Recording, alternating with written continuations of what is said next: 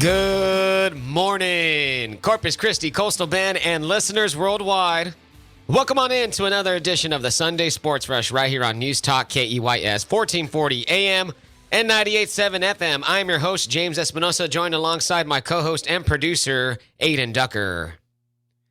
What's Gucci? Where are they? We got Marroquinn in the building. What's up, Marcos? Good morning. James? Good morning. Good to have all you boys in here. It is episode number 103. What's Gucci with it? And we're going to be kicking ass all the way till 11 a.m. The number to get in this morning is 361-882-5397. 361-882-5397. Hit us up on the text line. We're talking all the sports, and we're going to have fun doing it. Coming up in the show, at 9:50, we have a Texas two-step. We got some Astros and some Spurs news for you. Astros made a big move, finally got a new GM. We'll talk about that. Who is this guy? And the Spurs. We're going to look at the Wemby sweepstakes, see how they're doing up in San Antonio. But also, there's one Spur in particular that I want to highlight and give some extreme props to because he's been playing his ass off. We'll get there at 9:50. At 9:30, we got the Cowboys week that was. DQ is back, but will Kellen Moore be back? We'll discuss that at 9:30. At 9:20, we got some quick-hitting sports news. But right now, we'll lead the show off with the Dallas Cowboys obituary. It's over. The season is done. Toss the dirt on the Cowboys, lower the casket, say some final words to this season because it finished last Sunday. 19-12, the Cowboys lose to the 49ers in the NFC divisional round up in San Francisco. The defense played their ass off. The defense, in my opinion, gave a winning effort. You only give up 19 points on the road in San Francisco. That's a winning effort, but like we saw last year when the Cowboys lost to the 49ers 23-17 in the wild card round, we saw it once again. This offense could not get out of its own way. This offense could not muster any sort of attack. This offense could not sustain throughout the duration of the ball game. And once again, like we saw so many times this season, it was the quarterback. It was Dak Prescott throwing two horrendous interceptions. Should have had a third, but it was dropped. It would have been a pick six. Should have had a couple more. Yes. Dak Prescott played horrible. This wasn't a good game, man. And he deserves to get ripped to shreds for this. It was not a good game. And I know our good listener, Justin Merrill, I don't know if he's I mean, you're never happy that they lose, but I guess there's a sense in him that's a little bit, I mean, he called it about Dak. Yeah, and you know what? A lot of people called it about Dak. And you know what? I got egg on my face. I'm eating crow this morning. I am hungover. It's a hard morning for me to accept that the quarterback who I've been cheering for the past 7 years might not be that guy. Have we seen the ceiling of Dak Prescott? Is this it? Can he take the Cowboys any further than what he already has? Or is it time to look in the mirror and say, this is who he is? He's a good to somewhat great quarterback, but he's not great to elite. 361-882-5397. Let us know. Get in with your takes. Give us your thoughts on Dak Prescott.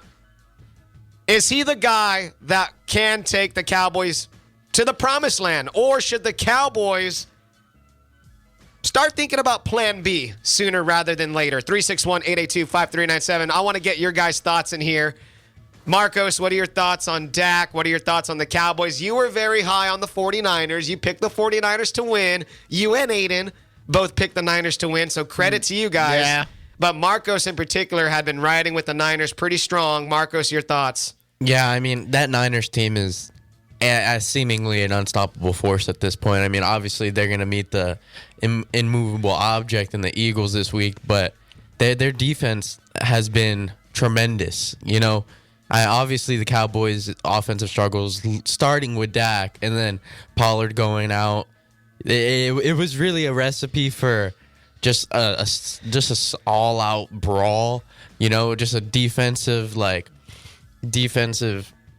I don't know, masterpiece of a game from both sides. Because honestly, holding two teams holding each other under 20 points in the playoffs and in this state of the NFL is absolutely wild. I likened it on Twitter. I said this was a heavyweight fight. It just felt like it felt like Ali Frazier. It felt like just two defenses throwing blows and haymakers, and that's what I kind of compared it to. And yeah, man, the 49ers just made more plays, and credit to the young kid.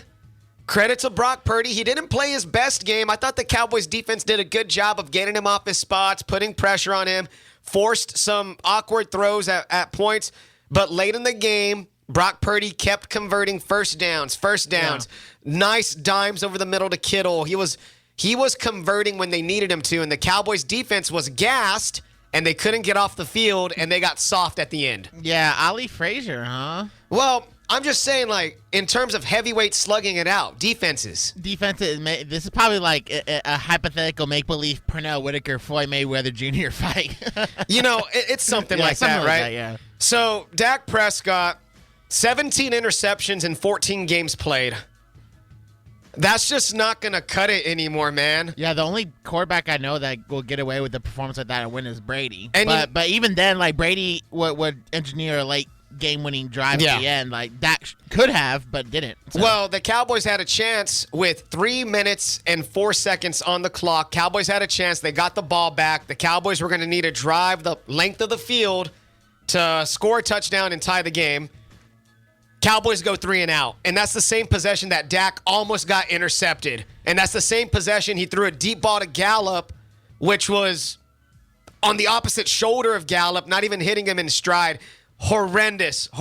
Go ahead. Also, I think it's time to mention that the play calling is very spotty all day. Yes. Very, very questionable. Not putting Dak, the receivers, anybody on that offense in very good positions to succeed. And that is something that needs to be talked about. Obviously, the guys out there on the field make it work. You're out there on the field for a reason. The coaches are on the sideline for a reason.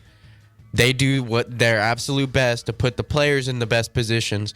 I'm sure Kellen Moore, Mike McCarthy, that whole coaching staff tried to put the players in as best of a position as possible, but it didn't work out that way. It did not work out. And you're making a good point, right? At some point, right, it's a give or take. The players got to make the plays that the coaches call, right? But if they don't, that's the name of the game. The coach is going to get blamed. But you look at what Kellen Moore is doing with this offense, and to me, it just feels stale. It's a stale offense. When you're running curl routes on a 4th down and the defense knows what you're doing and the defense is sitting under those curls, come on, man. Be innovative. Be a little bit more creative with your offense. In my opinion, I think Kellen Moore needs to be out of here. That's my take this morning. I would not mind seeing the Cowboys get a fresh set of eyes on this offense. Someone who's not going to be so buddy-buddy with Dak Prescott, because these two were teammates, and then he was his quarterback's coach, and then he got elevated to OC. Dak Prescott has known nobody but Kellen Moore. Here's the issue. There's so many offensive coordinator openings in the league. It's actually been a more notable story than actual head coaching openings. Did you notice that? How they're talking more about offensive coordinator openings? Yes. And so weird. You might have to stick out with Kellen Moore for another year. At the end of the day, the players have to perform. Coaching, a good coach team can turn things around, Brian Dable, but in terms of late game situations in the playoffs, it's up to the players. It is up to the players. And so there was a lot of opportunities the Cowboys could have pounced and had things turn around in their favor. That second interception in the red zone that Dak threw when they were on their way to scoring a touchdown drive right before the half. And then Pollard getting hurt didn't help things either. So Pollard gets hurt. Next play, Dak forces it into a bracket coverage with, who was it, Jimmy Ward and Fred Warner. Bounces off Ward, and then Fred Warner's right there to pick it off because he was on CeeDee Lamb like a blanket. And those corners that we said were kind of a weakness actually outperformed expectations. Well, early on in the game, I was saying Cowboys got to take a shot right here. I was all, take a shot. But it just felt like the offense was reluctant to take shots. It felt like the offense was playing, I don't want to say scared, but the offense wasn't playing. What's the word I'm looking for? They just couldn't get anything going. Yes. They couldn't get anything going. And I honestly put this in our group chat right when it happened. But I was like, the changing point of this game, the turning point was Pollard going out. It removes everything for Dak. It removes his safety cushion. Zeke is nowhere near the same weapon in the passing game as Pollard. Pollard, at any given time, could get 70 yards, run after the catch. At any given time. He took that safety blanket away from Dak, and the 49ers defense is something. It doesn't let offenses get in a rhythm. They don't let offensives get in a rhythm, and then they make mistakes happen. Even then, though, Dak was struggling before the injury. I would give him the benefit of the doubt had the Cowboys have been scoring and whatnot. But another thing too, like missed opportunities. Brett Maher missing that extra point again. Didn't it feel like whenever Maher got the extra point blocked, it was gonna miss. It was gonna miss. It was low. Yes. A line drive, and it was going to go left. But didn't it feel when that moment happened? I know me as a Cowboys fan, when that moment happened, when Maher's kick got blocked, that moment was just like, uh-oh. It kind of gave me like a bad, dreadful feeling. You can make an argument, and to tie to another missed opportunity, you can make an argument Robbie Gould was the best Niners player that game. 361-882-5397. It's our Cowboys obituary. Get in here with your thoughts on the Cowboys. Say some nice words to the Cowboys 2022 season as we lay them to rest. It's the Cowboys obituary. What were your thoughts? What are your thoughts on Dak Prescott going forward with the Cowboys? Has he reached his ceiling or not? Go ahead, Adin. Another blown opportunity after the Niners scored that go-ahead touchdown. Cavante Turpin has a wide open lane, and we're starting to see why he was in the USFL. He has talent. You know, he just has the vision of Trent Richardson. I mean, it's a problem. Like there's been once every game he's had an opportunity to break one. Yeah, he has. Like give credit. Like Fossil actually has a special teams blocking lined up perfectly for him, and he'll get like 40 yards, but that's. I mean, there's opportunity for more grass, and he just runs right into Robbie Gould. It seems like Cavante Turpin is just he's attracted to body heat, and he's just running into the next opponent that he sees. Like he'll make a couple like he'll get past that first wave of defenders, and then the last guy he'll run into. Like that was another one where it's like, ugh. Yeah, no, you're right. So there we go. It's our Cowboys obituary. Let us know your thoughts on the season. What do you want to see from the Cowboys going forward? What is on your Dallas Cowboys offseason wish list? What do you want to see the Cowboys do? Who should they bring in, et cetera, et cetera? Let us know on the text line, 361-882-5397. When we come back, we got some sports fun to talk about. It's a little bit of sports news, and we'll react to your takes about the Cowboys 2022 season coming to an end. You're listening to the Sunday Sports Rush. Keep it right here.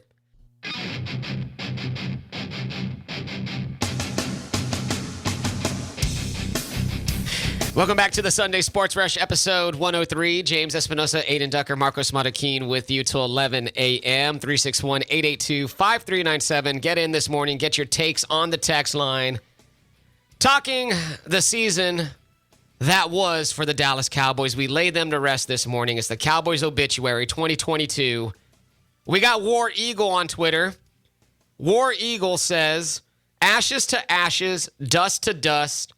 Dak is a QB I no longer trust. I mean, at this point, he's Bars. been... That was fire, War Eagle. I like that. Go ahead, Adin. I mean, at this point, it was like 6-7 seasons now as a Cowboys quarterback. Seven seasons. Well, okay, 6 seasons fully healthy, yes. but yeah, I mean, the Cowboys are once again got to see it to believe it. They just can't get past the divisional round. It's been a curse for them. 7 years as the starting quarterback. He's about to enter year 8, and he's about to be 30 years old.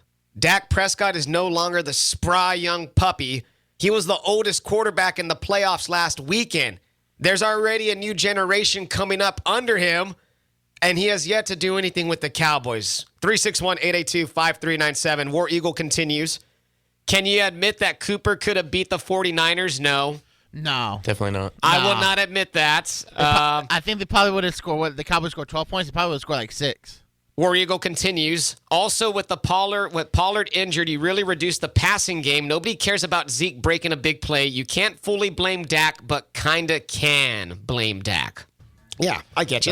That's what we've been saying, Zeke is a shell of himself. No burst from his rookie year, even his first few years in the league. We got at Go402 here on Twitter. He says the D was solid, and then it's a picture of that cop woman. Oh, Megan. So I guess the Cowboys defense, was solid, but he put a picture of that woman for some reason. Yeah. So there we go. Just some Cowboys talk this morning. Get in. Annette's on the text line. Annette says Dak needs to go. Hot take from Annette. And I see maybe after this season, because I know we're going to get to the quick hits real quick with our sports news, but the Cowboys do have an out on the Dak Prescott contract in 2024. So the 2023 season, Dak's going to be your quarterback. The Cowboys ain't cutting him. The Cowboys aren't trading him. I don't want to hear none of that stupid crap that's being floated out there. They will not do that. He will be the starting quarterback in 2023. But in 2024, there is an out in the contract that will have the Cowboys able to cut Dak Prescott, but they would have to eat about $32 million in dead cap to do that because of his contract. So there is an out in 2024. That option is there if the Cowboys should choose to do so. 361-882-5397. Get your Cowboys takes in. All right, let's go to the 920 news. There's a lot of news. And now the news. The Copa America is coming to the United States in 2024. The big tournament that's held every few years down in South America will be hosted by the United States. CONCACAF and CONMEBOL, the two organizations, are teaming up to have Copa America 2024 in the United States. It's going to give the American men, Mexico, and Canada the chance to test themselves in this prestigious interregional tournament ahead of the 2026 World Cup. And since this is being held in 2024, it's going to give the World Cup cities in 2026 pretty much like a dry run. Like, okay, this is how it's going to be when a tournament's here in our venue, in our stadium. That's good for the United States. They're going through a lot of issues, this United States men's soccer team right now. They don't even have a coach. Greg Berhalter's contract didn't get renewed. And there's rumors out there that Jose Mourinho is in the discussions to coach the United States men's soccer team. Is it Jose or Jose? Jose. I'm going to say Jose. Did I just, I don't know. Yeah, whatever. Did I whitewash that name? Yeah, you whitewashed it big time. Maybe, Jose. I don't know. Jose Mourinho. There we go. Former Man U coach, former Chelsea, Inter Milan. He's coached everywhere. So that happened. Pretty cool. We'll see how that transpires. In other news, Scott Rowland was voted into the Hall of Fame. Boo. The lone vote to make it to the Hall of Fame this year, Scott Rowland, 7-time All-Star, 8-time Gold Glove third baseman. He had a great glove. He had a great glove, but I mean, He was so mid. I wouldn't, Marcos. I don't think he was mid. Nah, he's a good But player. like Hall of Fame level wise, he wasn't as elite as a lot of the guys that were on the ballot are. He was a great player. He just wasn't like a superstar like in terms of like top inning MVP. He got 76% of the votes, so he barely made it in. Todd Helton, Colorado Rockies first baseman, received 72% of the votes. He was about 11 votes short of making it in with Rowland. Todd Helton, he gets that Coors Field rap on him. Billy Wagner, longtime Astros closer, had 68%. So he's almost there. My problem is that the baseball writer, the Hall of Fame, it's probably the worst Hall of Fame in terms of why is it just the writers? Why can't former managers and players, why can't they have a say? Why do we have writers with biased agendas? In case you're wondering where Andy Pettit and A-Rod and Manny Ramirez and Carlos Beltran are at. Andy Pettit got 17% of the vote. A-Rod got 35% vote. Carlos Beltran got 46% of the vote. And Manny Ramirez got 33%. So guys who are, in that steroid era, that PED era. Well, Beltran wasn't PED. Beltran was just the Astros stuff. Oh, yeah. Well, there we go. He was just a rat. I think Todd Helton got snubbed. I do too. One of the best bats of that And I generation. think Billy Wagner kind of got snubbed Well, too. Beltran too. Yeah, so we'll see what happens with that, but it's just interesting that Scott Rowland was the only guy to make it. In other news, in our sports segment here, 920 News, Novak Djokovic is the Australian Open champion. It went down this morning. Novak Djokovic defeated Stefanos Tsitsipas out of Greece, 6-3, 7-6, 7-6 in straight sets. And Djokovic has now won his 10th Australian Open, and he is now tied with Rafael Nadal with 22 career Grand Slams. Yeah, they're gonna go back and forth because Rafa usually wins the French Open a lot. He's like the king of clay, and then Novak's better in Wimbledon. By the way, if They're you're gonna flip flop. if you're very interested in tennis, right? And I'm kind of a fringe tennis guy. I swear, there's right now on Netflix, there's a great documentary series that just dropped called Point Break, and it's filmed kind of like the F1 series Drive to Survive. It's from the same people who made that. It is a deep look into tennis and to the athletes and the tournaments. Great watch. If you're looking for a watch out there, watch Point Break on Netflix. That is some fire stuff. More news here. The Dolphins are not expected to pursue Tom Brady if he becomes available. That's fair. So the Dolphins won't be after him, according to reports. I would ponder it just because. If the Jets try to get Aaron Rodgers, I would counter it with getting Brady, especially with Tua's concussion issues. Oh my God, yeah, he is still in concussion protocol a month after Honestly, the incident. Tua needs like a solid year off. Dude, they're not even gonna let Tua play in the Pro Bowl games, like the 7-on-7 and all that stuff, because there's no real Pro Bowl game anymore. It's just gonna be like an event of games, of skills competitions. They're not even gonna let him compete in that. The Dolphins so mistreated his injuries throughout this entire year. It's really sad to see where he's at in his current state, given that it happened multiple times, and the lack of wear and thaw to stop him from going out on the field. Well, I mean, to truthfully, take care of your guy, man. Take care of him. Well, Stephen Ross has always been one of those shady owners in all of the four major sports. So When we come back, guys, it's not surprising. we'll have the Cowboys week that was. It'll be our first official offseason segment for the Cowboys. Oh, my God, guys, we made it to the offseason. We can't make the championship weekend. We can't make the Super Bowl, but the Cowboys have made it to the offseason. We'll talk Dan Quinn, Kellen Moore, all that good stuff after the break. Stick around.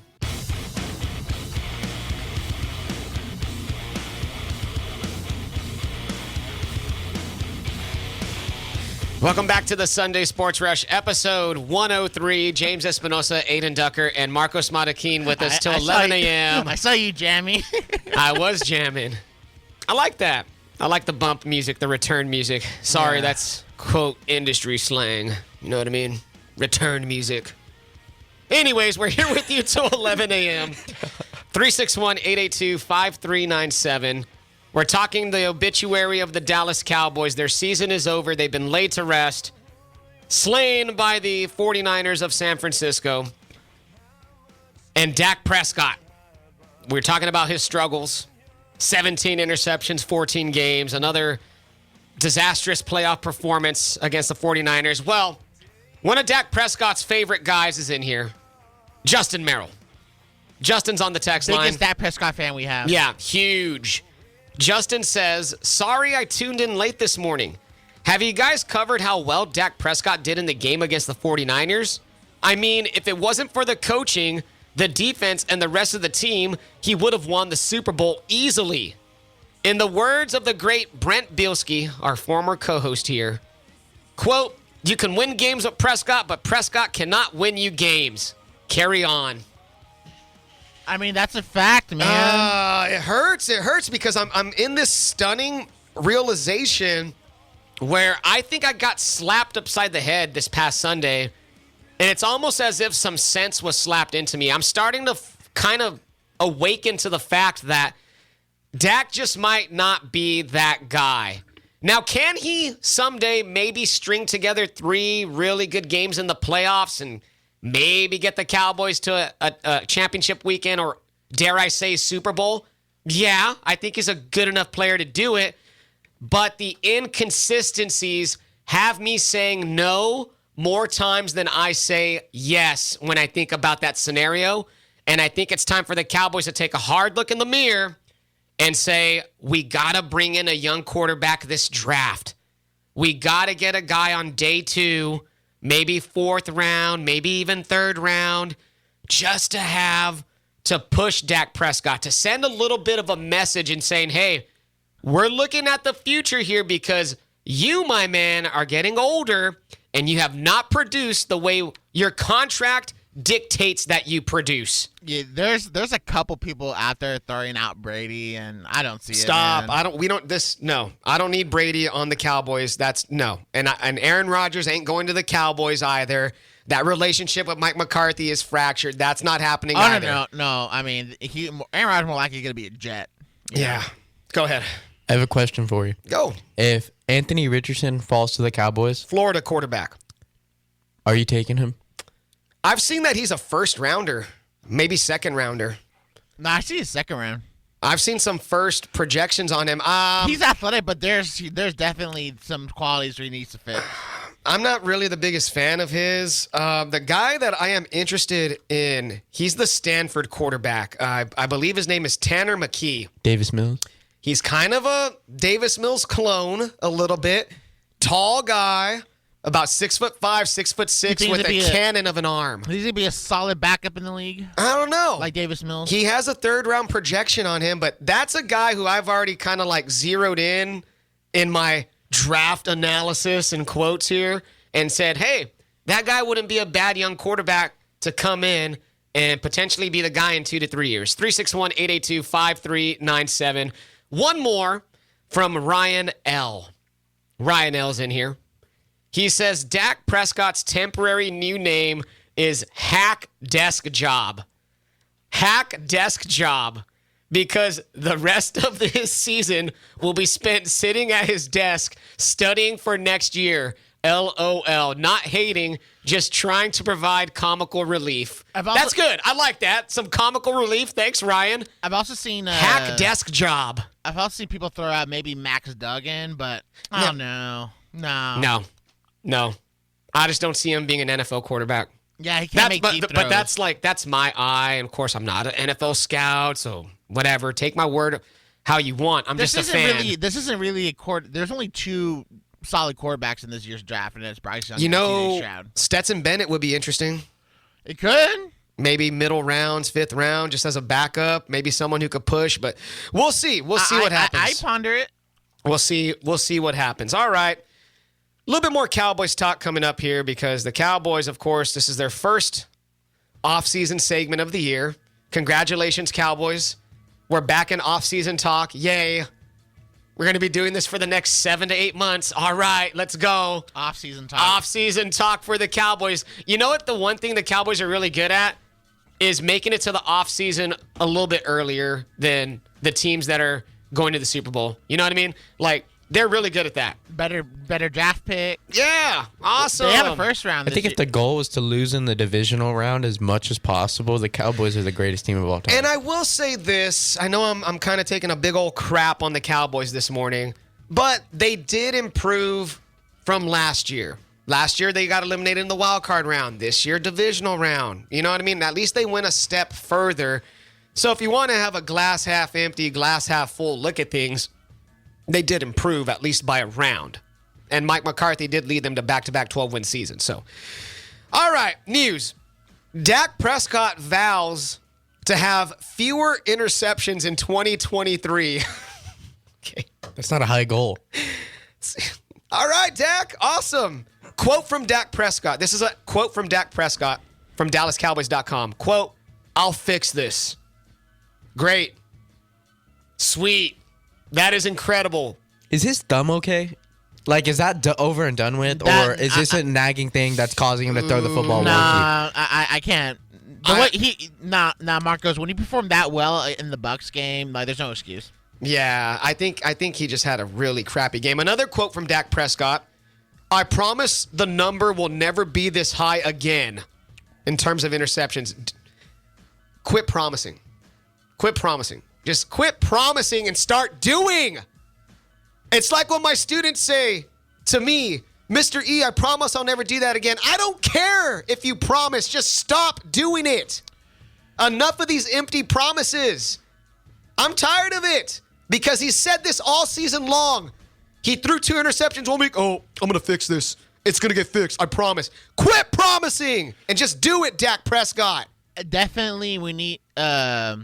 I'm worked up a little bit. You know, I think we got to give some credits to the 49ers. That's an amazing team. Yes. That's an amazing team. D'Amico Ryans drew up an amazing scheme. We are going to talk a little bit of D'Amico in our NFL headline segment. Because I know you want to get to that. A little. But even then, like, in the playoffs, you want your quarterback to at least, put up a few more points against elite defenses. Yeah. Like, if they score like 20 against his Niners team, it'd be like, okay, all right. But if you can't even get to like 20, like, I feel like 20 or 21 is the benchmark in the playoffs. It's show and prove now. I'm tired of it. Show and prove, Dak. Moving on. The Cowboys gut pretty much their entire coaching staff. I don't know if y'all guys saw this or not, but the Cowboys got rid of a handful of coaches. They got rid of assistant head coach Rob Davis, senior defensive assistant George Edwards, assistant defensive line coach Leon Lett, running backs coach Skip Pete, offensive line coach Joe Philbin, and quality control coach Kyle Valero all let go. Cowboys gut the staff. Why are they getting rid of defensive coaches? Their defense was amazing.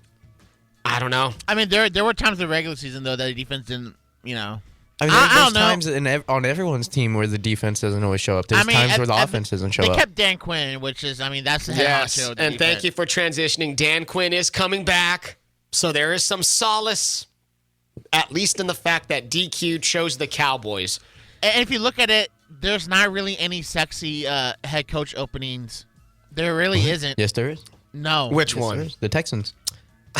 No, I'm being for real. No, okay, Marcos is a Texans fan, but hey, I will say that the Texans job, in my opinion, is a lot more attractive than maybe some others in terms of the first rounders they got and the potential of what they can do with those first rounders. No, but it seems like they're all in on D'Amico Ryans. That's good. That's inevitable. Yes, and we will talk that in depth a little bit more in NFL headlines. The other openings, like I heard, well, we'll like you said, we'll talk about that later with the whole Broncos. Yeah, but we could talk situation. about Quinn, though. Quinn, at least, he turned down the Broncos. He turned down the Cardinals. That's a huge comeback for the Cowboys. And, yeah, it's huge, man. This is like the first offseason win. Look at that. The Cowboys got their first offseason win. A big offseason win. It's to somehow shed. Somehow shed Zeke's contract because Zeke is not living up to the snuff. I think you're going to have to keep Zeke on that point. I think you're just going to have to keep him for another couple of years, eat the money, and have a veteran back, like a third down back. Just go out there and run the ball once. No, but even he reports that Zeke's willing to take a pay cut to stay with the Cowboys. That's what I mean. I mean, get rid of Zeke, which is less likely, but yeah, just restructure his contract. 361-882-5397. What is on your Dallas Cowboys wish list? We got Jerry in here. Jerry says, glad Dan Quinn is staying. Maybe he'll be head coach in the future. His guys will run through a brick wall for him. And maybe, you know what, Jerry? I think you have a good point right there. Maybe Dan Quinn did come back because maybe he is playing the long game with the Cowboys. He knows what he has with his defense. He knows what he has in the young Micah Parsons and the talent on that defense and how well they performed. He has it good right now. But maybe if Mike McCarthy and company underperform, he's there waiting in the wings to be the next head coach of the Cowboys, and that's not a bad situation either. So I could see why Dan Quinn came back. He has it good here with the way his defense has played the past 2 years. And another thing, too, is that what I expect the Cowboys to do is a franchise tag Tony Pollard. I expect that. They're going to probably the Schultz is going to have to test free agency. That's fine. Ferguson's shown promise there. Ferguson and Hendershot, pretty more, good. more Ferguson. Yeah, but Ferguson's been a pretty good standout in terms of backup tight end, and he It's does just- have some tight end one potential for sure. Yeah, man. And he was a off-season rookie this talk, year. Man. Yeah, off-season talk.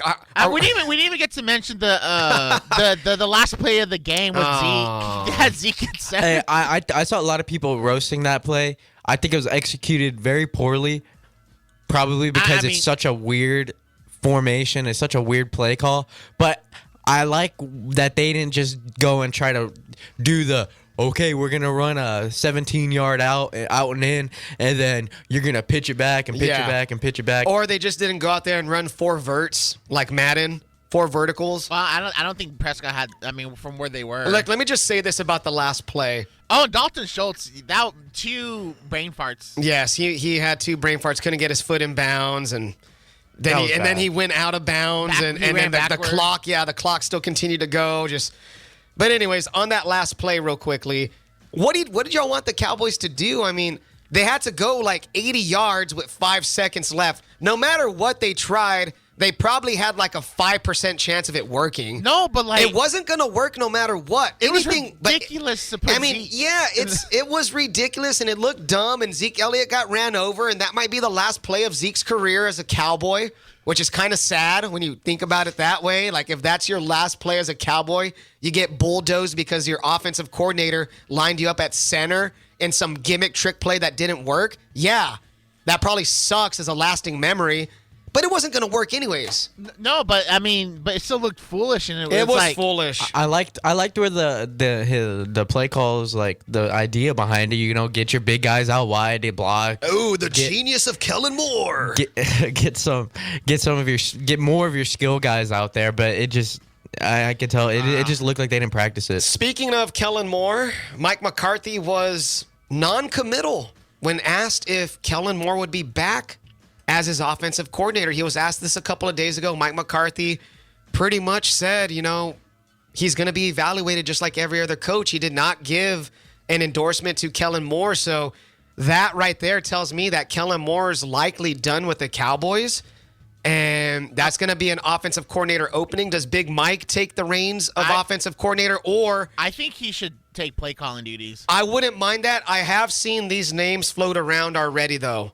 Prepare yourself, Cowboy fan. Brian Schottenheimer, Didn't he already get hired? he's on the Cowboy staff already as an offensive Oh quality no, control I'm coach. mixing up with somebody else. My bad. And then Ben McAdoo, who is also on Cowboy staff or was on Cowboy staff at one point. Ben McAdoo. Yeah, Oh man. we'll see. So I don't know. We'll see what happens with Kellen Moore. I got a feeling by next Sunday. Brian we'll have Schottenheimer something. has had experience calling plays though. Yeah, he was a former Seahawks offensive coordinator, See, I think Jets too. Yeah. I would say Jets head coach. no. No, offensive coordinator. Yeah, Yeah. Y'all should have got Billy O.B. Bob. I would not Bill? have been mad at that. Bob O'Brien. Yeah. He's Bill O'Brien is Oh yeah, Bob. Bob. Yeah, Bill Bob. O'Brien. Bob. Yeah, hired Yeah. by the Patriots, so he's already Yeah, so there we go. If you guys have Dallas Cowboys off-season, wish list that you want to see the Cowboys do this offseason, hit us up on the text line 361-882-5397. What is your Dallas Cowboys off-season wish list? We'll get to that after the break. Coming up next, we have a little bit of a Texas two-step. We'll talk some Astros, we'll talk some Spurs, and we'll get to your reactions on the Cowboys 2022 season coming to an end. Stick around. It's the Sunday Sports Rush.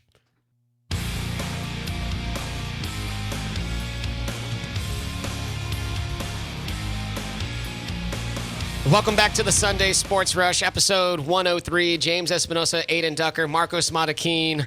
We're with you till 11 a.m. Coming up in 10 minutes, we'll have the latest NFL headlines heading into Championship Sunday. We're kind of having a Cowboys sports therapy session this morning. I'm chilling. We're talking it out. I'm doing good. We're getting you're doing great, man. We're getting all of our problems out there. And when I say we, I'm pretty much talking about myself. Yeah. Well, Yeah. well, Marcos got through his therapy in October, Dude, early week October, 6. when the Texans were already, Yeah, so I did ask a question before the break. I asked, what is on your Cowboys offseason wish list? And we got Anthony in here. Anthony's weighing in. Anthony says, cut the dead weight, sign big names. Dallas has maxed out its, quote, draft our own, sign our own. We have had Romo, Zeke, Dak, Lawrence, Parsons. We also got Taco, Bossman Fat, Jalen Smith, etc. That gets us to the postseason, not Super Bowl. We need an Aaron Donald, a DeAndre Hopkins, a Deion Sanders type of player. So Anthony wants the Cowboys to pretty much abandon what they've been known to do as bargain bin shoppers and draft, aficionados and start signing big names a la the Los Angeles Rams. That's what Anthony would like to see. Interesting. I mean, and go all in, but that's not the Cowboys. They don't go all in. We got someone else. They play it safe too much. We got Steven in here, 361-882-5397. Steven says, trade for DeAndre Hopkins and draft Bijan Robinson and let Zeke go would be ideal. Franchise Tony Pollard. If I can't get DeAndre Hopkins, then draft Hyatt or Addison. Hyatt out of Tennessee, Addison out of USC.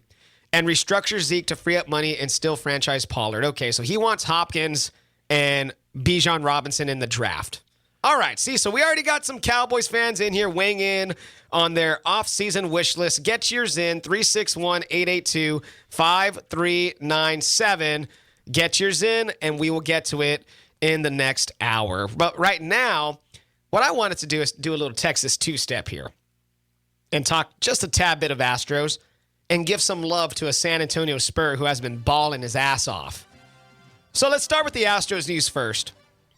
The Astros finally hired a general manager, Dana Brown. Brown was a former Atlanta Braves executive, and now he's the Astros general manager. Brown previously served as the Braves vice president of scouting, a role that saw him lead Atlanta's amateur drafts. Under Brown's guidance, the Braves drafted several foundational building blocks despite picking later in the first round. That group includes Spencer Strider, Michael Harris II, and Vaughn Grissom. Brown is also believed to have been responsible for signing veteran reliever Tyler Matzik, who was a key member of Atlanta's 2021 title run. So Brown is a good drafter. He's a good talent evaluator. And I think that's something James Click might not have been the best at. James Click, I'll give James Click credit for how he got that bullpen together. So, I mean. And I will But this is a solid hire that I do. Anybody from the Braves front office was going to be a plus. Our good friend Jeff Dubroff, who now works in Des Moines, Iowa, he's a Braves fan, and he was on Twitter. He was saying that Astros fans are going to love Dana Brown because of his eye for talent. And that's good. That's good news right there. I mean, the Astros. The Astros window isn't closing anytime soon. They're going to be at least for the next 5 years. They're going to be a contender. I would say so. And just another baseball note. This one should excite Marcos. Pitchers and catchers report to spring training in 17 days. 17 days from now, the baseball season will be starting. Pitchers and catchers. My goodness, that went by fast. That offseason went by fast. Marcos, who's your baseball team? The Rangers. Oh. He's a Texas Ranger. DeGrom's going to be out there chunking. I love it. I mean, they might contend for a second wild card. So, since, Marcos is the Rangers fan, and Adin and I are Astros guys, we show a lot of love to the Astros, but I want to show love to the Rangers also because there is a Rangers contingent here in Corpus. How do you feel about the Rangers offseason? Oh, I think we got an A. An A for sure. I would agree. I think there were some more guys out there, like the dude from Japan. I forgot his name, and I would mispronounce it anyways. But Kodai Senga, right? Well, yes, that's it. Yeah, I think missing him was a big miss. But we got Nathan Eovaldi. We got Andrew DeGrom, Andrew Haney, who's probably going to be a good back of the rotation guy. We have a pretty good rotation right now, and our bats were already really good last year. We had the Silver Slugger, first baseman Nathaniel Lowe. Yeah. I like Nathaniel of the American Lowe. League. Dude could swing it. He sucks on defense, but he has an amazing bat. We have Bruce Bochy, new manager. We have like the third-ranked farm system. We have 6 of the top 100 prospects in the MLB. And we're looking good right now. Y'all guys got the young lighter pitcher. Yes. Coming up in the system, and y'all guys got Kumar Rocker. Yes. And the Rangers are a team that is going to scare me in about 2 years. like maybe even this year as a fringe contender. They're gonna steal but some wins. I think next year they could be definite, like not up there with the. I mean, they might be battling with the Astros. I don't know. They're a team that I'm kind of like, whoa, like they're making moves and they're doing their best to clearly the contend. team that made the most moves in the offseason Yes. in baseball. So, But when do you think that Rangers window opens? I think it's open right now. Like, do you think they I can gotta see it. contend I for gotta a see it wild to card believe spot?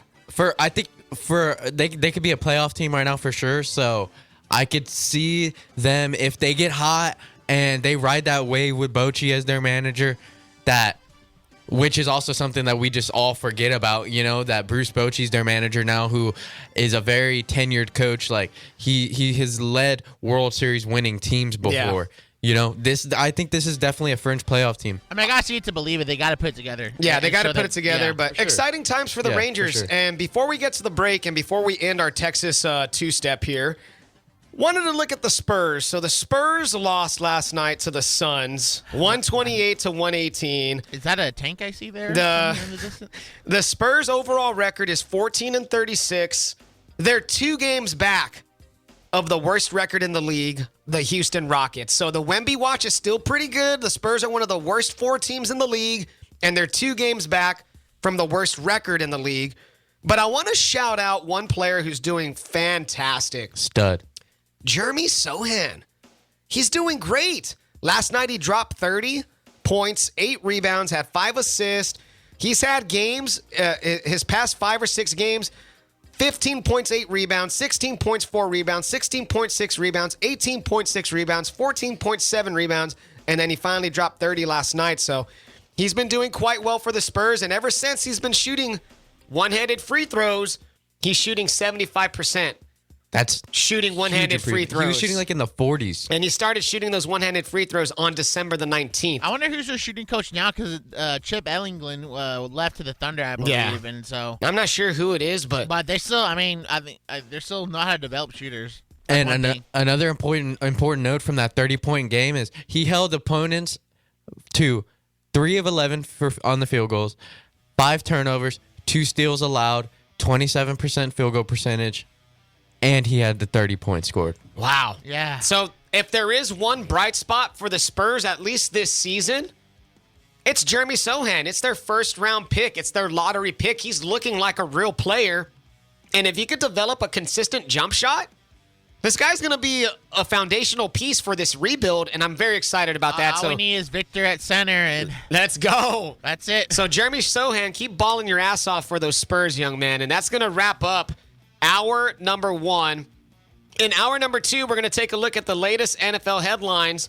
Are the Texans close to having their new head coach?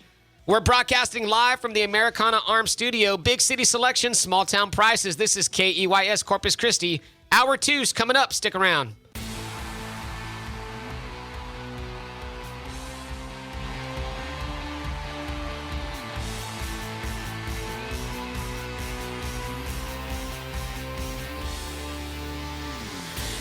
Good morning, Corpus Christi, Coastal Bend listeners worldwide. Welcome into hour number 2 of the Sunday Sports Rush right here on News Talk KEYS 1440 AM and 98.7 FM. I'm your host, James Espinosa, joined alongside co-host producer Adin Ducker. Cougars, I love Cougars. And we have Marcos Marroquinn with us, our third co-host of the triumvirate that we have here this morning. Marcos Marroquinn, good morning. Good morning. Great to be here. Yes. Yeah, we had a Every great- morning's a great morning where we're talking sports. Every morning's a great morning to be a part of the Sports Rush. Yes, Yeah. sir. We had a great time last night, did we, James? Bet your ass. We did last night. Little Royal Rumble watch party. Who won? Cody Rhodes won the men's Rumble. Bet. And then I like Rhea that. Ripley won the women's Rumble. Bay. I don't know who that is. And then in the main event, Roman Reigns beat Kevin Owens. Oh, bet. So the tribal chief is still the tribal chief. Man, talk about false leaders you should root for. Hey, I'm a Roman Reigns fan. And this morning I am feeling it a little bit. I actually had to Stayed up a little bit late, a little past my bedtime, but we're here with you this morning, and I want you to get in on the text line, 361-882-5397. What is your Dallas Cowboys offseason wish list? Wait, shout out to who's a wrestler from Timuca again? Raquel Raquel Rodriguez. Yeah, shout out to her. She did well in the Rumble. I thought she was going to make it to the end. The Javelina Zone, Raquel Rodriguez, a local tie in the Royal Rumble last night. But she had some shine. She had her moment. She's an up-and-comer. She's a great wrestler. Getting on the text line, I want to know your Cowboys off-season wish list. What do you want to see the team accomplish here in the off-season? Aaron B's in here. We're going to answer his take real quickly, and then we'll get to NFL headlines because we do have some Texans news to talk about, and Marcos is chomping at the bit for that. Aaron B is in here of Tacos and Touchdowns podcast. Shout out to my friend. Aaron says, what are y'all's thoughts on Houston quarterback Clayton Tune in day 3 of the draft? At worst, he's a solid QB2, and I wouldn't mind the University of Minnesota running back to replace Zeke. See, now Aaron my friend Aaron here is a total draft dude. Like, Aaron is very in-depth with these college players. I'm going to be honest with you, Aaron. I cannot give you an answer on Clayton Tune or the running back from Minnesota because I just haven't watched enough college football like that, man. But I'll have those names on my radar now, and probably after the show, I'll be able to YouTube Clayton Tune and the Minnesota running back and then maybe get back to you on that. But Clayton Tune is a name that I have seen floated around as a potential young Cowboys quarterback of the future. So good stuff right there, Aaron B. And we'll look deeper into more prospects as the draft comes closer and closer. Sorry, you caught me off guard with that one. But like Marco said, as the draft approaches, we'll start wising up on more prospects, etc. We'll have a big old draft show and have fun with that. So yeah, it's officially mock draft season, by the way. 3 years ago, like near to this day, the Texans fans were on top of the world, about to host the AFC Championship game, 24-0 lead. Oh, Great man. segue, Adin, because we're going to talk some NFL headlines. And our first story in NFL headlines is that DeMeco Ryans. Reports are out there that DeMeco Ryans is interested in becoming Texans head coach. So, the Texans and DeMeco Ryans, they're going to interview for a second time, but they cannot interview him until after today's NFC Championship game. It would be a second interview coming up sometime this week, probably tomorrow. DeMeco Ryans and the Texans, former Texans player. But an interesting little thing that I did not know when I did research on this story, I didn't know that DeMeco Ryans sued the Texans back in 2016, claiming that his career was cut short by a knee injury. Something happened between him and the organization. Like, loss of wages or something, but I think they settled? They settled. Yeah, they settled. Okay, so it was under Bob McNair. I think it seems like he has a better relationship with Cal. Of course, DeMeco Ryans, current San Francisco 49ers defensive coordinator, a.k.a. Kellen Moore's daddy. Yeah. Cowboys fans are chomping at the bit. They want him gone. Began his NFL playing career in 2006 with the Texans. He was Defensive Rookie of the Year and then a second-team All-Pro linebacker a year later. He starred in. He was there for 6 years. He started his career very promising. I thought he was going to be like a Hall of Fame type player, but I don't know, Marcos. You probably know more about it. Did he get injuries or something like that? Just kind of. Yeah, he had that knee injury that James talked about, and that kind of ruined some of his stuff here at the Texans, and obviously he left in bad blood. But we've had in the Houston sports reporting news area, there's been a lot of local guys reporting that DeMeco's the guy, DeMeco might be the guy for a while now.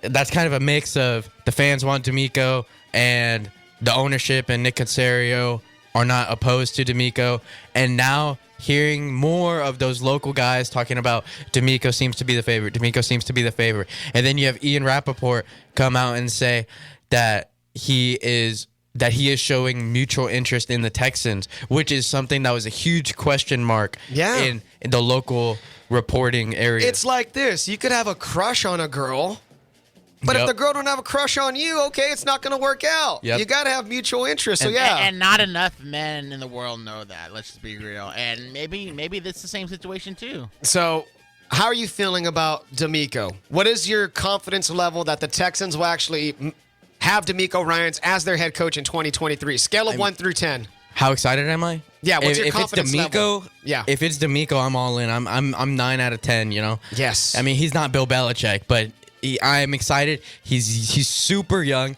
He brings a lot of energy. You see him fist bumping, screaming, jumping up, and giving the shoulder bumps to his players. And a lot of them he can still out bench, out squat. You know, the guy's young. He looks built. Yes, he's young. He knows football. The players love playing for him. You could see it on that 49ers defense. Imagine him and Dan Campbell in a fist fight. Oh, man. I got D'Amico. That'd be two alphas just going at it. But no, I get your point. And that's an attractive job because they have a whole ton of draft picks. He gets his choice of a cornerstone of the franchise. He gets his choice of a young QB, even a young interior defensive lineman, or maybe a once-in-a-generation linebacker like Will Anderson. He gets his choice of how to build this franchise. They're young. There's a lot of small building blocks that are starting to grow into big pieces. Awesome. So there we go. Marcos breaking down the Texans talk. D'Amico Ryans and the Texans are flirting with each other. Don't Will think it they're gonna happen? get Will Anderson. Will it happen? That will yet to be determined because they'll have their second interview after today. More news. The Panthers hired Frank Reich as their head coach. Frank Reich, who was fired by the Colts in season, is now the Panthers' head football coach. Well, at least they hired an actual NFL coach. There's some splits here between, because there's Panthers fans that saying they like Wilkes and what he did. Yes. But it's very, I don't know. I mean, at least he was an actual head coach. Go ahead. And you know, it's kind of weird because from the outside looking in, it's like they hired Frank Reich, really? But whenever you look at it, like he's lived there, he played there, he scored the first touchdown in Carolina Panthers history. Like his family lives there. I think one of his kids works already in the Carolina Panthers organization, and I mean it's kind of the writing on the wall that he really loves the area. It's kind of like it's just like a perfect match in terms of how he associates with the Panthers. So we'll see what happens with that. I mean, it's not necessarily throwing me over the moon, but it is news, and he got hired. So Frank Reich, the next Panthers head coach. Jets made a move this weekend. The Jets hired ex-Broncos head coach Nathaniel Hackett as their offensive coordinator. Now, you might be saying, oh, he sucked with the Broncos, man. He had some good offenses with the Packers, and this also leads into the rumors of Aaron Rodgers being traded to the Jets. Can Aaron Rodgers and Nathaniel Hackett reunite in New York as Jets? That is something to watch. Adin. I mean, that was the Jets. I mean, when they were playing well, I mean, they just needed good quarterback play, and they were winning games. You know, Breece Hall, hopefully he has the same explosiveness he had before his injury. You know, he was very solid. He was trying to be Rookie of the Year first couple months of the season. The Jets had a lot of potential this year. Really did. Garrett Wilson's probably going to be win Rookie of the Year. He was very solid. They have that other wide receiver, Elijah Moore. No, who am I thinking about? Who's the other receiver? He was kind of mad that he wasn't getting. Corey Davis. Yeah. No. Wait. Was it Corey Davis? Well, that was Elijah Moore. I don't know who you're alluding to, but Corey Davis is a really good young receiver on that. It was Elijah Moore on the Jets. He was upset. He wasn't getting touches. He wanted to be traded, etc. But he's also a pretty decent player that the Jets have. So the Jets looking to make moves. I think Rodgers, man, does he get traded or not? I think so.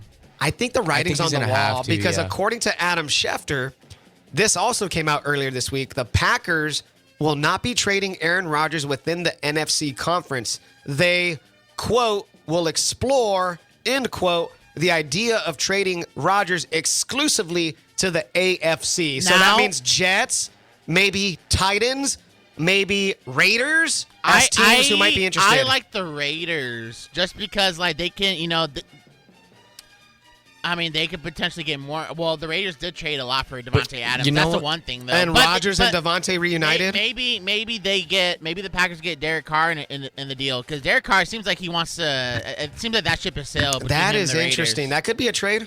I think if they were, for whatever reason, getting Derek Carr back, then they're saying that they want to win now. And if you want to win now, then you're keeping Aaron Rodgers. But I mean, Jordan Love is there. Also, I would think they want to try Jordan Love. Also, I think it's very important to note that that there have been multiple reports saying that Aaron Rodgers and the Packers want to like make what's best for each other, if that makes sense. Yes. You know, like they're not going to trade Aaron Rodgers to the Falcons. They're not going to trade him to the Texans. They're not going to trade him to one of those bottom tier teams. Yeah. And like the Saints. yes, like the Saints, Alex. And The Saints are so very there's a lot of goodwill there. They're not gonna. They want it to be an amicable split. Yes, They exactly. don't want any ill will, and that's good. I mean, look, Aaron Rodgers, he's going to be a commodity no matter what. We'll see where he lands. Following Brett Favre's footsteps, going to go from Packers to Jets at this age. That is nearly the same age too. That's a crazy coincidence. And then wait until Kirk Cousins like he has a setback year, and then Aaron Rodgers becomes a Vikings quarterback. I'm gonna say he'll be a Jet. I think the Nathaniel Hackett thing is just sounding. I don't know. It just sounds too coincidental that they hired him, kind of like how the Broncos hired him as the head coach in hopes of luring or trading for Aaron Rodgers. So I don't know. A little too coincidental for me. I think he's gonna be a Jet. We'll see what happens. Also, I think it's worthy to point out also on the Broncos note is every one of their top head coaching candidates has gone somewhere else or just decided not to go. Jim Harbaugh was their top candidate. He's not going there. Sean Payton, I don't think he has any more interest. Yeah. The Oregon. DeMeco Ryans was reported to be their new favorite candidate. He's not going there. And Dan Quinn dropped out of the race. Man, talk about going on the Oregon. Let's ride to the Oregon Everyone that has Trail. like interviewed with them, no, we don't want any part of this. That's It's crazy. like kitchen nightmares. That's crazy right there. That's not what he wanted to cook. No, it's not. And that's going to wrap Well, up. I heard that Okay, go ahead. The One more Harbaugh, note. The Harbaugh issue. I think there was a report that came out that just the whole interview process kind of went awry, and that things were kind of awkward in terms like just total miscommunication. Yeah. I think we'll probably go into it once we get more details. Maybe Probably later save on the that week. for next week. Yeah, whenever a lot more comes out Yeah, on the looking Harbaugh good. situation. But that's going to wrap up our NFL headlines. When we come back, I got some answers from you guys on the socials about your Cowboys wish list for the offseason. And we take our first look at Championship Sunday. We look at 49ers versus Eagles after the break. Stick around. It's the Sunday Sports Rush.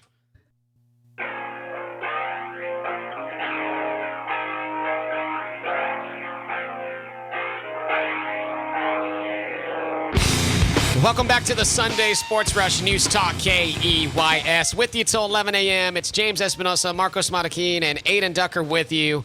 For the next 30 minutes, we're talking nothing but NFL championship weekend. Eagles, 49ers, Bengals, and Chiefs. We're going to break it down for you. But first, I want to get to the text line, 361-882-5397. The question of the day was, what's on your Dallas Cowboys offseason wish list? Because it is offseason talk already. And I just want to gauge the audience and the Cowboys fan base and to see what they want. What are some things you're wishing for that the Cowboys can accomplish in the offseason? Let's start with Adrian. Adrian says, wish list, send Kellen Moore packing, bring in Tennessee Volunteers offensive coordinator Alex Golish, draft wide receiver, running back, or cornerback in the first 2 rounds. Okay, so you want the college coordinator from Tennessee. That's interesting. Tennessee did have a very prolific offense this year, so that'd be maybe a good fit. I don't know. We'll see how that guy would do at the NFL level. Always a interesting thing when college coaches jump to the NFL. We got Luis in here. Luis says, go after McCole Hardeman, DeAndre Hopkins, and Ramsey. Is he talking Jalen Ramsey? I don't know any other Jalen big-time Ramsey? Ramses. I'm not. Yeah, that's the only Ramsey besides my son that I know. Jalen Ramsey. I mean, I just think the Cowboys just had bad injuries that, with Anthony Brown, Jordan Lewis. Yeah, I assume the Cowboys are going to get them back. Unless, are they free agents? Or one of Anthony them? Brown's a free agent. Okay, then I could see. I mean, Jordan Lewis is a solid nickel quarter, but I liked what I saw from Deron Bland, and eventually Kelvin Joseph got it. And another kid Play who better. played very well for the Cowboys in the later parts of the season was Israel Mukuamu, Mukuamu impressed me, the dude. slot cornerback. He's a guy. He's a dude. And, the Cowboys are looking good in the secondary, but they can use... I don't think they really need Jalen Ramsey. But they can use help opposite Diggs, especially if Anthony Brown doesn't come back 100% from that injury, and if Anthony Brown does hit free agency. You like Deron Bland, that's great. He could be a good player. He'll be in year 2 next year, but I would like to see another corner opposite Diggs. One more, and then we'll get to our breakdown of Eagles and 49ers. Brandon is in here, 361-882-5397. His Dallas Cowboys wish list for the offseason includes that Jerry Jones sells the team. Only way to break the Dallas curse, laughing emoji face. I think. It is a wish list, right? So wishful thinking on that one. I don't think that's ever going to happen. I think Jerry Jones needs to induct Jimmy Johnson in the Ring of Honor, and I think that dark cloud that hovers over the Cowboys the past 27 seasons will go away. Man, the curse of JJ. What happened? I thought there was talks he was going to do that. They were sitting side by side. I guess that something happened. There were talks that he was going to do it, and then Jimmy Johnson released his book, which had some very not so kind things to say about Jerry Jones in it, and I think they're beefing again.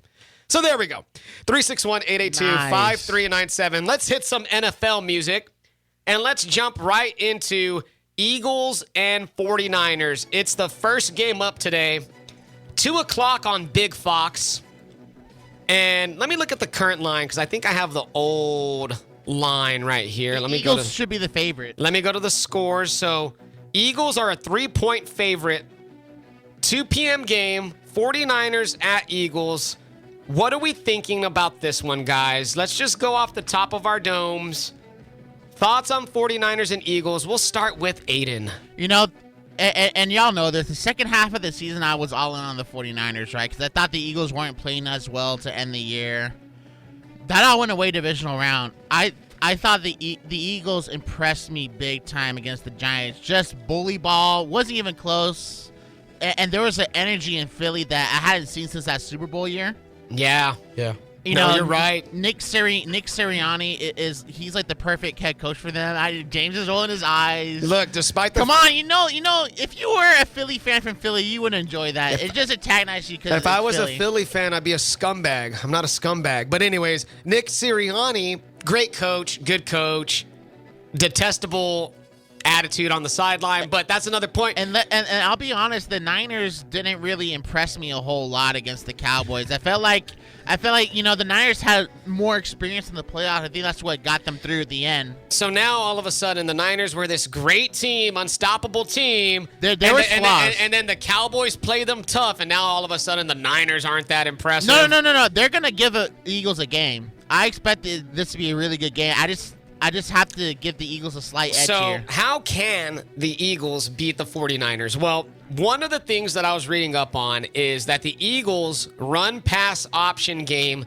in the red zone can seriously hurt this 49ers defense, and it's hurt defenses all season long. Jalen Hurts has rushed for 426 yards on designed carries this season, and we saw the run-pass option concepts there multiple times, which really create conflict for opposing defenses in the red zone. Do y'all guys remember when the Eagles played the Cowboys in Philadelphia and they were running that RPO in the red zone and Micah Parsons was forced to do I pick Jalen Hurts or do I pick the running back coming out of the backfield? They put those defenders in very tough spots. They are so good at that. So that's a key for the Eagles. Make the 49ers uncomfortable with the run-pass option in the red zone. And even then, when Jalen Hurts is asked to throw, he started to make throws. Yeah. I heard in the offseason he worked with Tom Brady's one of his offseason quarterback coaches, and his throwing motion kind of mimics Brady a little bit, And also, if you look at the Eagles, they have a trio of running backs that they can use any day with Sanders, Gainwell, Boston Scott. And then they basically have two number one receivers. Devontae Smith is up there as, he could be a number one on at least 10 teams in the league. And A.J. Brown and Dallas Goedert. Marcos, I know you've been riding. And they have the best offensive line in the league. I know you've been riding high on the 49ers, my guy. How are you feeling? 49ers, Eagles, what are some of your thoughts? What's going on, man? One of the bright sides for this 49ers teams is they have one of the best offensive lines in the league. one of the bright spots of the Eagles team is they have probably the best offensive line in the league. So the 49ers offensive line is probably going to do a good job halting up that amazing Eagles defensive front. Literally one of the best defensive fronts in NFL history. They're probably, if they win this game and they make it to the Super Bowl, they're going to beat the single season, including playoff sack record of the 85 Bears, I believe. Wow, that's incredible. That's an incredible I forgot if it was 85 or 86. I think they're both up 85. there. Yeah. So that front rush of the Eagles is absolutely insane. They only have to rush 4, which is huge, and they're just a dominating defense. On the other side, the 49ers is just as dominating on defense. They're electric. I love that linebacking group. That linebacking group led by D'Amico Ryans and Fred Warner. They are one of, if not the best in the game, in my opinion. And that Hufanga, he's a fun player.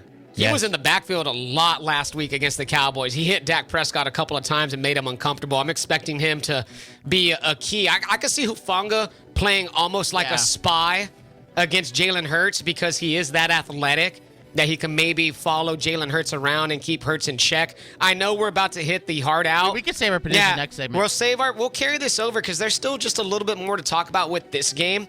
So we're going to carry Eagles 49ers talk over to the next segment and then jump right into Chiefs and Bengals, and we'll give you guys our predictions and all that good stuff. One more quick note. I know we have like a few seconds left, but Hassan Reddick, absolute baller, 17 and a half sacks in his first season with the Eagles. He's going to be going up against right tackle Mike McGlinchey, and we saw Micah Parsons freaking hip toss Mike McGlinchey last week. I'm expecting a big game from Hassan Reddick. He's second in the NFL in pass rush win rate with 27.6%, second behind Micah Parsons. So Hassan Reddick, baller. I'm expecting a big game out of him. All right, we'll make our predictions for Eagles versus 49ers coming up after the break. Keep it locked. We're talking NFL Championship Sunday for the next 20 minutes. Keep it here, Sunday Sports Rush.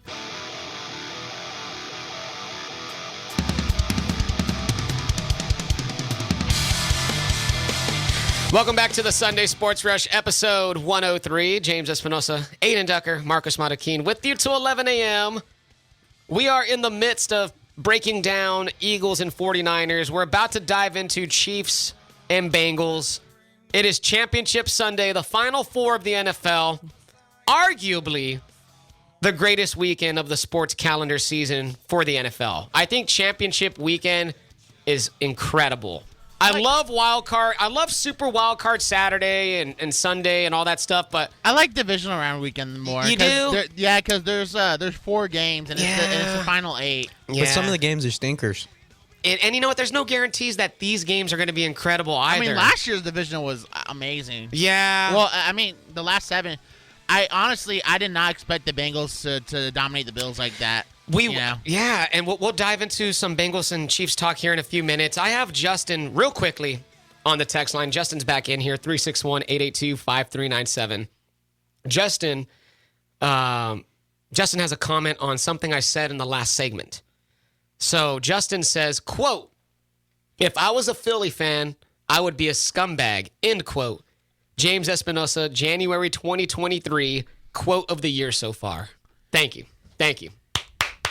I will clap for myself. Thank you, Justin, for thinking that's the quote of the year. It's true. I mean, they're about to see a Super Bowl loss this year, so they're going to see a World Series loss and a Super Bowl. Philly fan. I will say this right now. I am not rooting for San Francisco or Philadelphia, whoever makes it to the Super Bowl. You're rooting for AFC. I am going AFC. I will be rooting for the Bengals or the Chiefs. It is official. There's no way in God's green earth, there's no way that I will ever root for Philadelphia or for San Francisco. You see, ever. I wish both teams can lose today. I'm not the biggest Niners fan. I don't hate them like you do like the Patriots, Bucks, Steelers. Patriots. They're my southern slang there. Well, be careful. Yeah. No, I got, You and Bilski almost got canceled that one time. Remember that? Anyway. All right.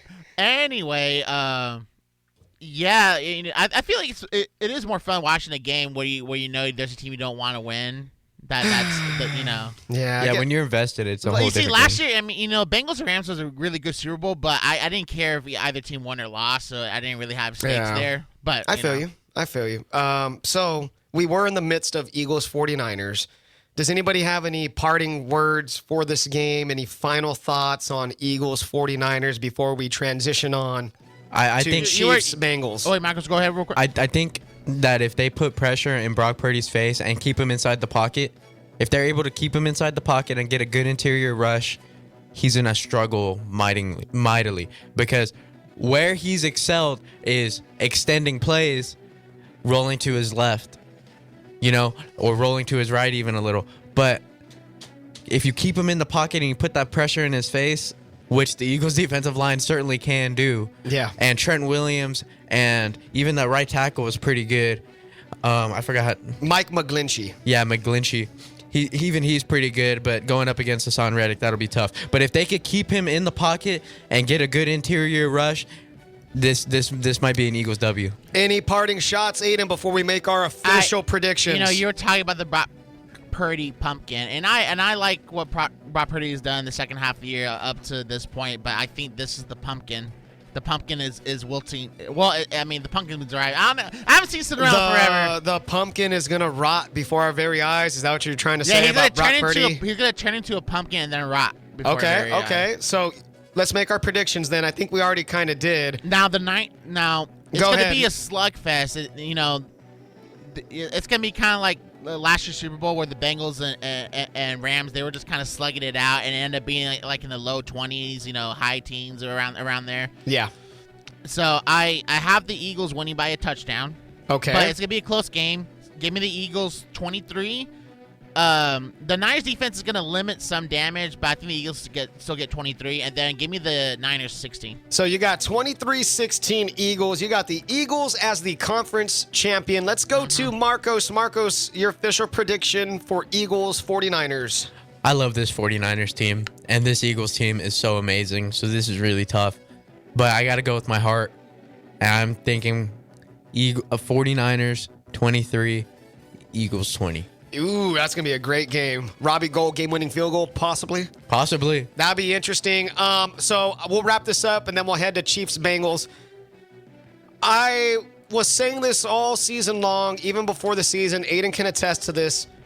I thought that the Eagles made the best moves in the offseason.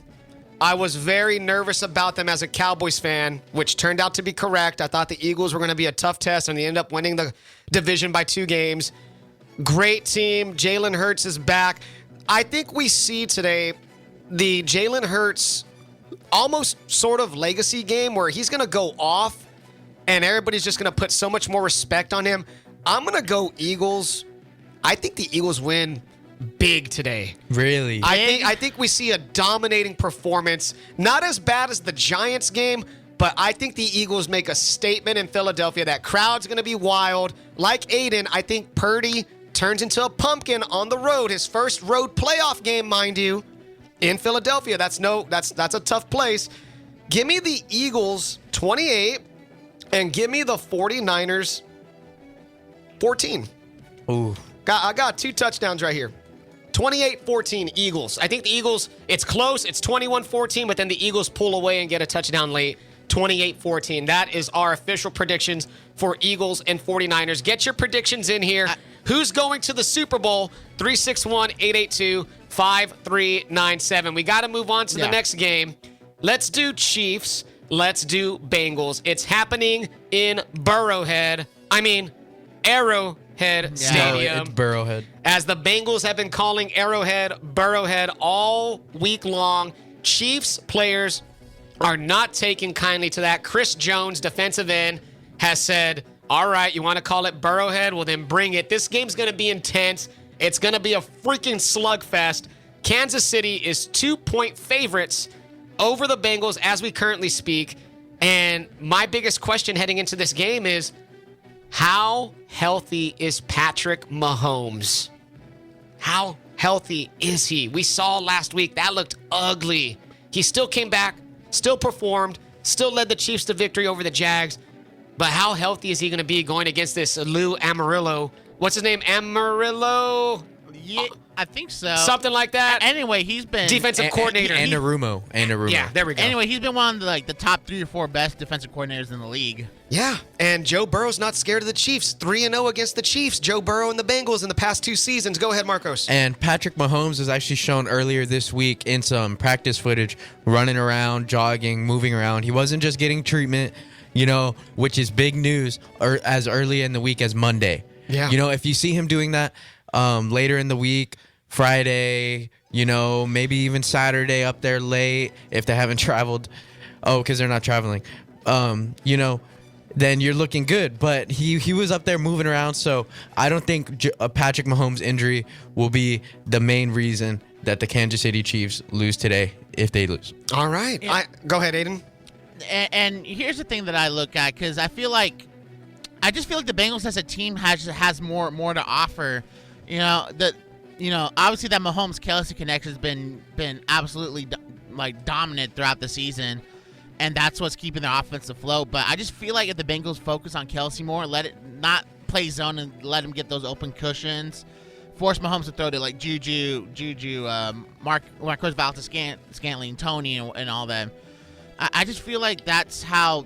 And then also, who knows if Mahomes is 100% healthy? They say he is, but that's how is kind of that's going to linger, I bet. We're talking about injuries, of course, and the Chiefs also have some guys who are questionable. Travis Kelce is questionable, but he will play, but he is banged up.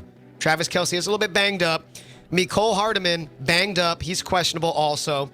And, of course, the Bengals are missing their guard, Alex Kappa, and their OT, Jonah Williams. So that's pretty big right there also. And the Chiefs' D-line is better than the Bills. They got Chris Jones there, and even Frank Clark in the edge likes to make plays in the playoffs as well. So, but go ahead. Here's what I guess I can make my prediction shortly after I finish, and then I'll pass it on to Marcos. Yeah, go ahead.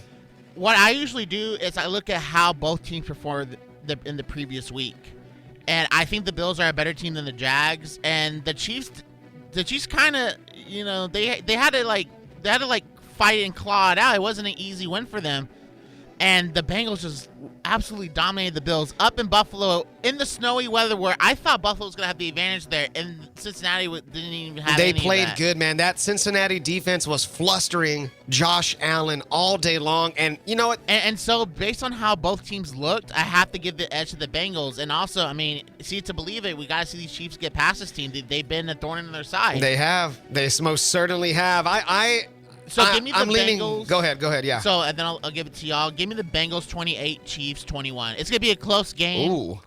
But Bengals 28. I just think the Bengals are a more solid team.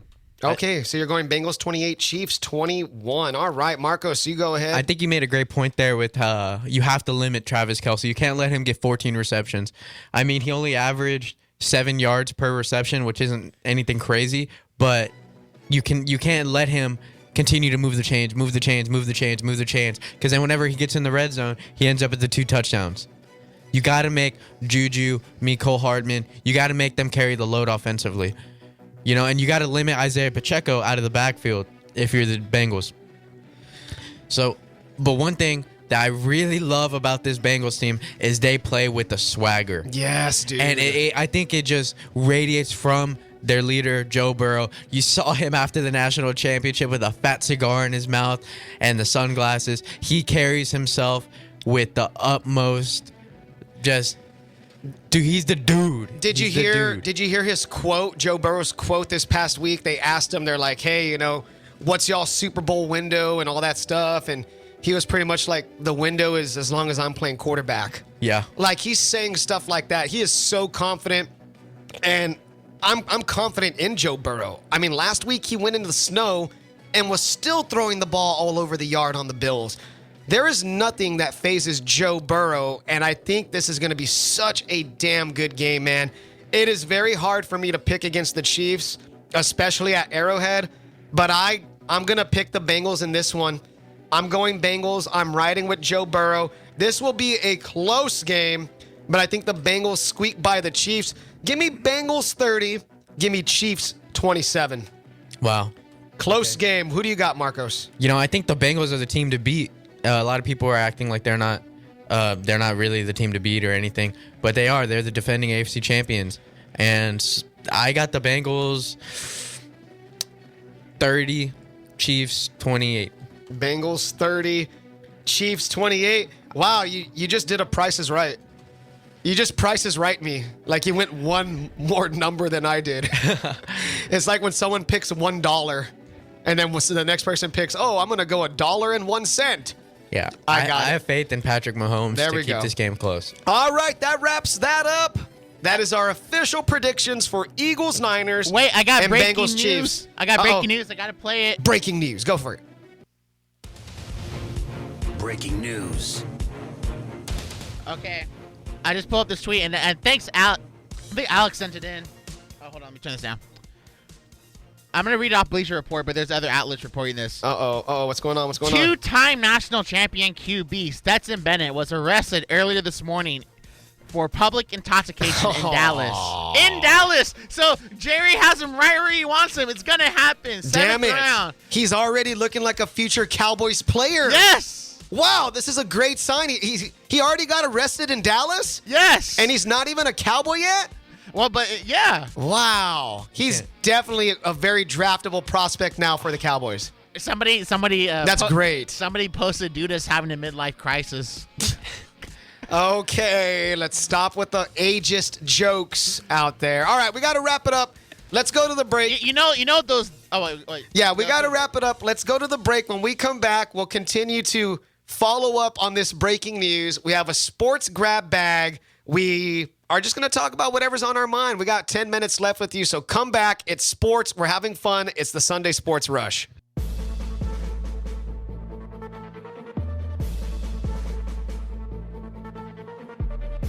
Welcome back to the Sunday Sports Rush News Talk KEYS, episode 103. James Espinosa, Adin Ducker, and Marcos Marroquinn with you. Last segment of the show, we just gave our official predictions for championship week, championship Sunday, I should say. Eagles and 49ers, Bengals and Chiefs. Today's going to be amazing. And sports fan out there, and I assume you are a sports fan if you're listening to this radio program that's literally titled The Sports Rush. Today is your day. Sit your ass on the couch. If you're into adult beverages, grab you one. Why not? Responsibly, of course. Eat some nachos, do whatever you got to do, and just enjoy 7 hours or so, 7.5 hours or so of football. There's only 3 NFL games left in the entire year. There's only 3 left. Cherish this, because in the doldrums of June and July, you're going to miss this weekend. Yeah, NFL has the longest offseason out of any of the major sports. Yep, you will miss this. You will miss this. But we will get you through, as we always do each and every time. Excited about today. Hope you guys are as well. 361-882-5397. I'm going to get to George. George is in here on the text line. Shout out to George. He has predictions. George says, good morning, gents. Kansas City and Cincinnati. He says the score will be 27-17 Chiefs with Mahomes. He's like an injured animal. He will put 110% and will push his skills to the limits. Fantastic show as always. Thanks, George D. Thank you, George, for getting in. That was awesome. And I like George's little thought right there. There's nothing more scarier than an injured animal knowing that it's fighting for its freaking life. I mean, it will pull out all the stops. That's a great point. Mahomes is injured. He knows, I got to lay this on the line. I mean, Mahomes, the only thing is, though, Mahomes can only do so much himself. Like quarterbacks are human. We saw that in the Super Bowl against the Bucks. True. Where Mahomes did everything he could to try to make plays, and the rest of the Bucks team, the rest of the Chiefs team literally sold. I mean, we saw Bucks players on the sideline, just go. They were in awe of what Mahomes was doing, yet, they only put up 9 points because the rest, a quarterback can only do so much. Quarterback is not the team. Well, it's not the team, but he's the guy who has the ball every play, besides the center. They're the only 2 people that touch the ball every single play on offense.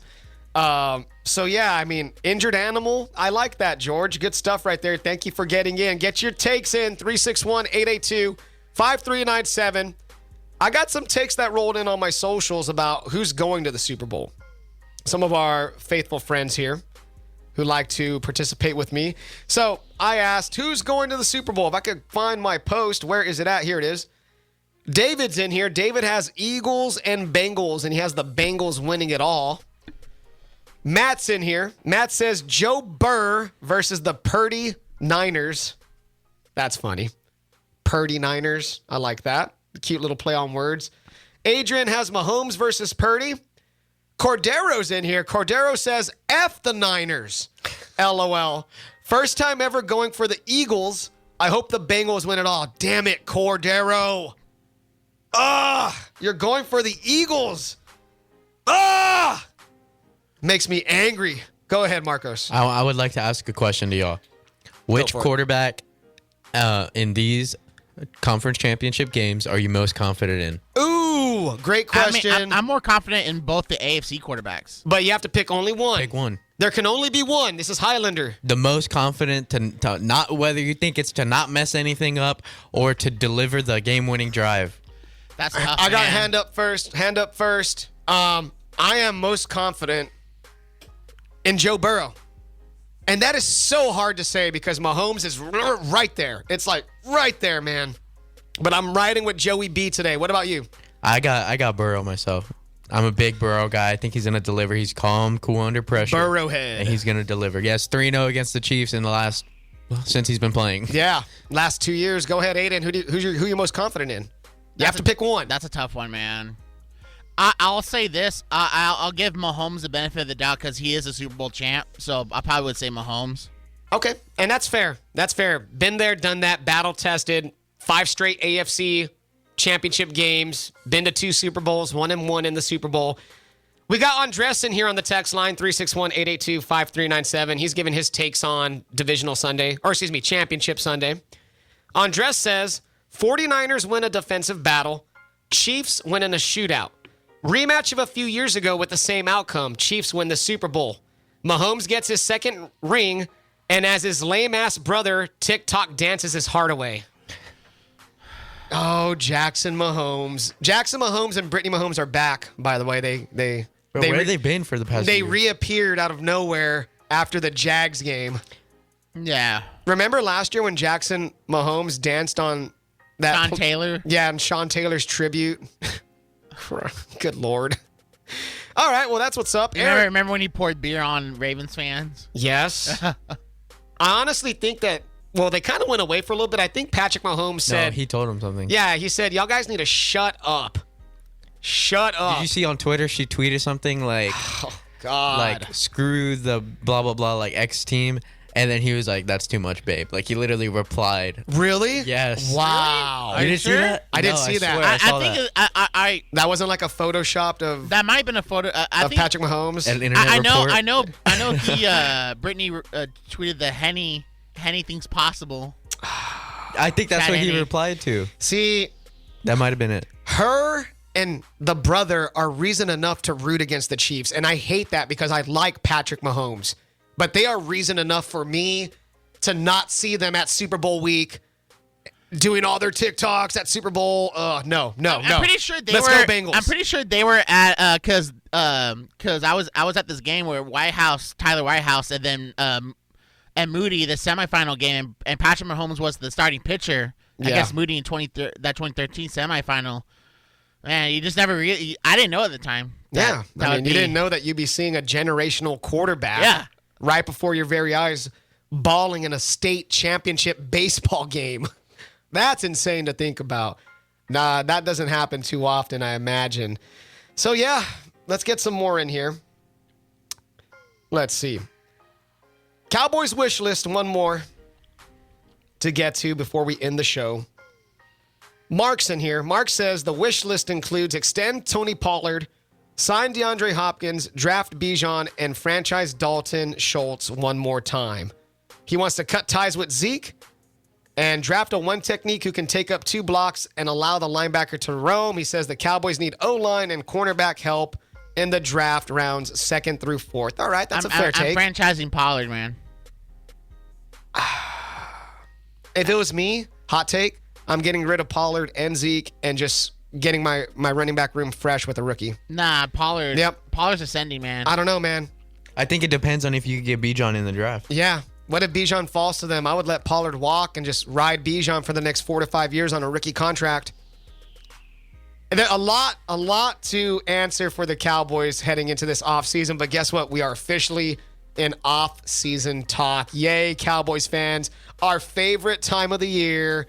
Off-season Cowboys talk. Are y'all winning it all next year? See to believe it. I got to see it to believe it. I'm never going to say the Cowboys are going to win the Super Bowl ever again. I've been hurt too many times. Have you been one of those I've fans? never been one of those fans, but I have been a fan in the past to where I've said something to the effect of, oh, the Cowboys. This is our year. Yeah, this is our year, or the Cowboys can make it. No more of that from me. As I said before the season. That game for Cowboys fans was like a slow punch to the face that like you see the punch coming, but you're just bracing for it, and then it hits you. And then it hits your face, and your face gets all disconfigured, all comically.